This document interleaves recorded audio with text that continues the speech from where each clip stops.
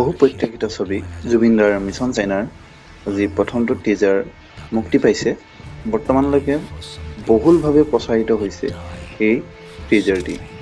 Social media ধৰক Facebook, Twitter, WhatsApp, Instagram চবতে কেৱল জুবিন দাৰ মিছন চাইনা।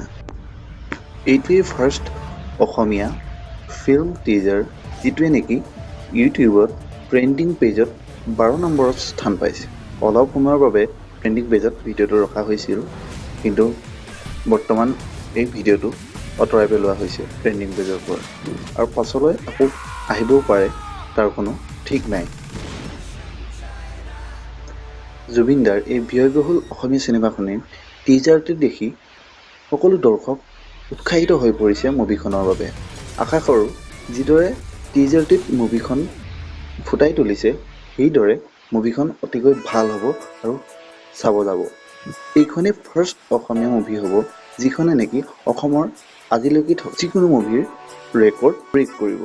বৰ্তমান মিছন চাইনাৰ অডিঅ' CD উপলব্ধ। ইয়াৰ দিন জ্বলে ৰাতি জ্বলে আৰু মেৰু মায়ালৈ দুটি গীত অতিকৈ জনপ্ৰিয় হৈ পৰিছে সকলোৰে মুখে মুখে। মিছন চাইনা চিনেমাখন খুব সুন্দৰ জেগাত চিত্ৰগ্ৰহণ কৰা হৈছে।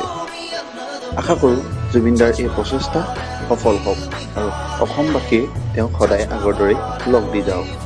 তেওঁ বৰ্তমান 7খন চিনেমা হৈছে, মই ভাবোঁ তেওঁ সকলোতে সফলতা লাভ কৰিব। মোৰ যদি ভিডিঅ'টি ভাল পালে তেন্তে লাইক মাৰিব, শ্বেয়াৰ কৰিব আৰু ছাবস্ক্ৰাইব কৰিব কেতিয়াও নাপাহৰিব। তেন্তে আপোনাৰ প্ৰিয় চেনেল আছাম হাবৰ পৰা আজিলৈ বিদায় মাগিছোঁ। ধন্যবাদ। জয় আই অসম।